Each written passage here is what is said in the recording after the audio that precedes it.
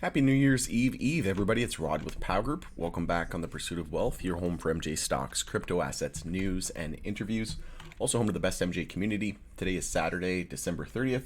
Hope you're doing well. And in this video, we're going to do another edition of Rapid Fire News Updates. This is going to be for the period December 23rd to December 29th. And as a reminder, this isn't to go into deep dive details or anything. It's just to go over a high-level overview of what transpired over the last week or so, and then give all of the pertinent information. And if you want to go into more details, you can look into it more on your own time. But before we get to it, make sure to smash the like. It helps support me in the channel. Let me know what you think of this new format. And also, if you're new, you can subscribe, tick the bell, all that good stuff, and you'll be notified on any future videos or when I go live. Also, make sure to give us a follow over on X, which is formerly Twitter. The handle for that is @GroupPow. Going to be using that as my platform of choice going forward. So a little bit of a quicker update today. There's still a ton of news that transpired over the last week, but we'll cover all of the pertinent stories. And like I said, a little bit of a shorter video today leading into the holiday weekend and the long weekend. As a reminder, the stock market is closed in both Canada and the US on Monday. But I wish you nothing but the best this holiday weekend, and be safe out there, and Happy New Year. Scientists published more than 32,000 MJ studies over the past 10 years, including thousands in 2023, Normal analysis shows. And I've done interviews with Normal in the past, but this is only going to increase in the future as we see rescheduling, stigmatization is going to be going away. We're going to see rescheduling, we're going to see reform in the US and across the globe, and that's going to open the way, the doors and pave the way for more research to fall in line, right? It's just going to be a trend that continues. And like I said, we're going to continue to find more and more, studies that show tons of improvements in different ailments and breakthroughs. And I think it's just a tip of the iceberg moment here, and medicine of the future really starting to take the spotlight. Also, in other news, credit union CEO calls on Congress to pass MJ banking bill. And this was 5 days ago on December 25th on Christmas. And yeah, this is huge, right? We know that the biggest thing right now hindering the industry is lack of capital, from traditional financing. It's very hard for businesses to get funding. And we know that with regards to rescheduling, that's probably the biggest issue right now is the 280E tax burden. But obviously capital, I would say, is the second biggest. But definitely those two issues, the biggest thing hindering the MJ industry, especially in the US. But I would argue that 280E is the worst. It's the biggest thing hindering. But then right after that is the lack of funding. Also, new report projects global recreational MJ market to nearly double by 2027. A new report projects that worldwide legal MJ sales for adults will nearly double in the coming years, growing to nearly $50 billion by 2027. Also, Maine sets another MJ sales record in 2023. Sales of adult use MJ in Maine have already set a new annual record in the first 11 months of 2023, with nearly 200 million worth of legal MJ products sold during the year, according to the state's official MJ policy. Wow, that is a staggering number, and just goes to show, what we're going to see in 5, 10, 20 years from now. This is really just the tip of the iceberg. Also, GOP congressman floats MJ rescheduling to lift research barriers and inform national regulatory framework. So again, dominoes are falling, the writing is on the wall, and it's a sign of the times. We're seeing, day by day, week by week, slowly but surely, we're seeing reform, and we're seeing more and more, congressmen and women starting to get behind this amazing plan and medicine of the future, right? The time is now, it's time for change, and this is only going to improve, in my opinion, over the next couple of years. And like I said, it's basically at the forefront right now. Every time you turn around, we're seeing some sort of MJ article, and that just wasn't the case over the last couple of years, right? It was kind of on the back burner while there was a lot of other pressing issues. But again, this is going to lift. If we can get rescheduling, that's going to encourage, and it's going to accelerate the amount of research and studies that are going on with regards to this amazing medicine. Also, Biden is too old to grasp the need to legalize MJ, challenger Dean Phillips says.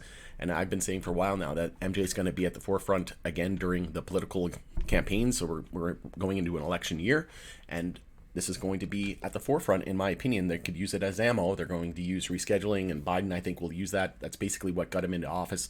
A lot of people said the only reason why the Dems took control of the Senate was because of the stance on MJ. And I think it's going to continue to be something they use in their arsenal to continue to drive voters, especially the younger voters, right? But yeah, we're starting to see more and more, and this comes after Biden issued additional pardons last week. I covered that in the previous rapid fire news. And then we know that he signed the research bill. He's working on getting rescheduling, right? Called on HHS to review it. And now we're just waiting for a response from the DEA. And then it goes off to the DOJ. So it's not like, he's definitely been slow.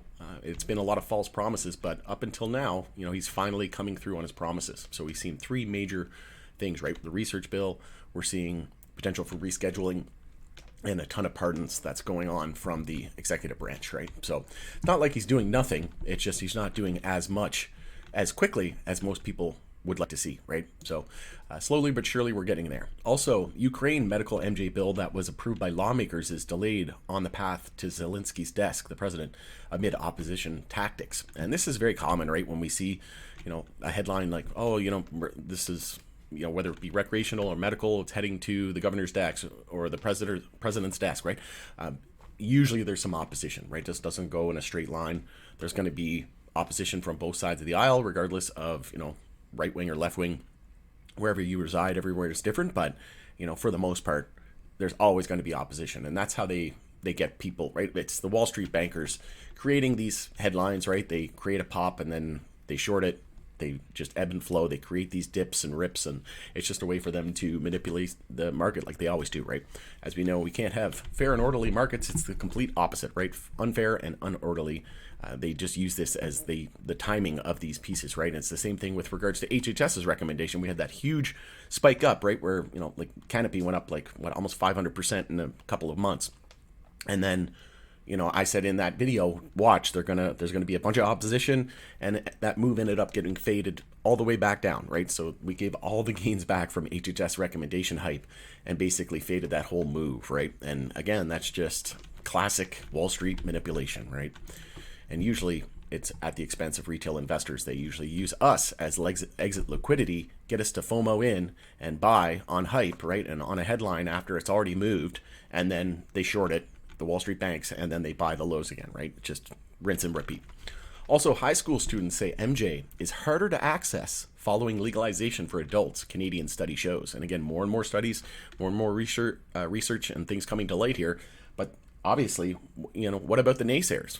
Maybe show them this study, right? What are you talking about? Like, legalization is going to create zombies in the streets, right? It's going to be terrible for society. And here we are, now that it's, legal here at the federal level, and recreationally, study is saying that MJ is harder to access following legalization. I wonder why that is, because we're driving out the illicit market. You have to show ID just like you do for cigarettes and alcohol. And if the illicit market is not flourishing, then it's harder for them to get it from a legal entity, right? So if they're trying to go to their friend down the street, well, nowadays, they're probably like, hey, Joe, looking to get that quarter that I usually get from you. Sorry, man, the legal market is making it way too hard for me to even stay in business, so I closed up shop, right? You'll have to go to the dispensary, the legal dispensary, right? Because they just can't compete. So it's a no-brainer, and anybody who telling you that legalization is going to drive, zombies and going to drive people to go be a zombie in the street and unproductive and lazy, it's just antiquated facts. It's not facts. They're just going on stigmatization. They have this old stigma. They have this, they're trying to protect the incumbents like the alcohol companies and the tobacco and the big pharma companies until they figure out how to make money off of it. I used to work at a pharmaceutical company, massive billion-dollar pharmaceutical company. And believe you me, for about 2 years, the topic of discussion was CBD, right? All they could talk about day after day was how to get into the MJ industry, right? And once they finally do, then they'll open up the floodgates and they'll let this industry flourish, right? That's how it's always played out and always will play out. It's always about the money.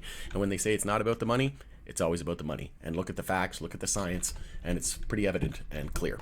Top GOP Wisconsin lawmaker is pretty confident medical MJ bill will pass next year with just Republican votes. So that's great to see. Again, game theory playing out. Also, High Tide, one of my favorite MJ picks. Obviously not financial advice. This is for entertainment and informational purposes only. But I do think High Tide's going to be a massive player in the retail space in MJ. And just imagine once they start to expand upon their U.S. strategy as well. But High Tide opened second Canna Cabana in Canada, Ontario, retail location, and Trulieve announces closing of a $25 million financing. And then they also opened another dispensary in Florida. So Trulieve to open Florida Medical MJ dispensary in Crawfordville and Crestview. In other news, we have Johns Hopkins researchers to follow nationally represented cohort of 10,000 MJ patients in federally funded study. So a new study by researchers at Johns Hopkins University will track 10,000 medical MJ patients over a year or more in effort to better understand the efficacy and impacts of MJ therapy. Again, we're just going to continue to see more and more studies and more breakthroughs. And like I said, I'm so excited for the future. And this really is just, we're not even through the first inning of this baseball game, right? This is, we're truly just seeing the tip of the iceberg. And we have some massive news with regards to UFC here in just a moment as well. So we're starting to see, major organizations, and through all these studies, it's just, it's giving us that reassurance that slowly but surely the stigma is changing, right? We're slowly starting to see the acceptance at a global level, not just from like a federal standpoint or a governmental standpoint. It's coming from all walks of life, right? It's coming from sports organizations as well. Also, high tide to open first Canna Cabana in Mississauga, Ontario. I find that hard to believe. Their first Canna Cabana in Mississauga? That's crazy. I actually have a buddy that lives there, and there's a huge population, so I'm not sure why that was their first location there. But yeah, interesting to say the least. Also, Nevada MJ possession limit more than doubles under new law taking effect on Monday. So this is great to see. I've been to Nevada. This is obviously going to be a massive market. I think New York and Florida are going to be the biggest. But yeah, Nevada, huge tourist, state as well. So this is great to see, and this is just going to be something that continues to play out as well, where we're going to see more and more acceptance. And it even talks about that in the article, how it's showing that the stigma that's behind it, and all this uncertainty. When we start to see limits increase, right? 10 milligrams to 100 milligrams for edibles is supposed to happen here in Canada. It just, they take that slowly but surely crawl, walk, run approach, right? And we're seeing now where we're starting to, we were crawling, now we're walking, eventually we're going to be running. And this is great to see, right? Slowly but surely we're getting there. And the fact that, we're not seeing zombies in the streets, to quote some of these hilarious lawmakers and people in power, is just ludicrous, right? We know that MJ has been around for decades, and pretty much one out of every 4 people in the U.S. have tried it or smoked it at one particular point in their lifetime. And yeah, that's just not the case. We're not seeing people unable to get off their chair or their couch and get out there and contribute to society. It's not, I saw what was it? I think it was a podcast with, I can't remember who the podcast was with. Apologies to the podcaster, but it was Joe Rogan, and he talks about why he smokes MJ every single day, all day, every day. And he basically compares it to wearing shoes. He's like, could I not wear shoes? He's like, yeah, I could probably get through things in my life without wearing shoes or a jacket, but it just makes life that much more better. And he compared that to MJ. It's like, yeah, I could not smoke MJ, but it just makes everything that much more better. So kind of funny, but yeah, I mean, take a look at his accolades, right? Look at some of the achievements that he's done. He was a child publisher and writer. He crafted Superbad. He produced that and wrote Superbad when he was 14 years old, right? So it's just nonsense, really. And quite hilarious. Also, UFC formally removes, I did a video on this, they formally removed and officially removed MJ from banned substances list for professional fighters. And this comes after a slew of other sport organizations as well. We saw NBA, they've been one of the more progressive ones as well. We've seen NCAA, we had NFL, right, the NHL. We're seeing slowly but surely, again, from all walks of life and sports, to organizations around the world and sporting organizations to multiple states and countries, we're seeing slowly but surely the writing is on the wall, and they're starting to finally take steps in the right direction and strides to make this plant recognizable and accepted at a global level, right? And rightly so for what it is, right? It's medicine. Colorado governor and activists celebrate 10-year anniversary of first legal recreational MJ sales. So can't believe it's been 10 years already. And again, amazing 10 years. Just look what it's doing for, tax revenue and jobs. And just imagine what the next 10 years are going to have in store, right? So with that, we're closing out 2023. This will probably be my last video before the new year. So like I said, hope you have a fantastic long holiday weekend with your friends and family. Make sure you're safe out there, and ring in the new year properly. And who knows, maybe light up a few J's, get a few beverages, a can of beverages, and let loose. But like I said, very appreciative for all of you who have supported me along the way. I've been really pumping out the videos and the content over the last year, and the amount of growth I've seen on the channel and support from each and every one of you definitely doesn't go unnoticed. I really do, from the bottom of my heart, appreciate and love each and every one of you. So going to end it there, it's Rod with Power Group. Thanks again for joining us on the Pursuit of Wealth, and have a fantastic, happy new year.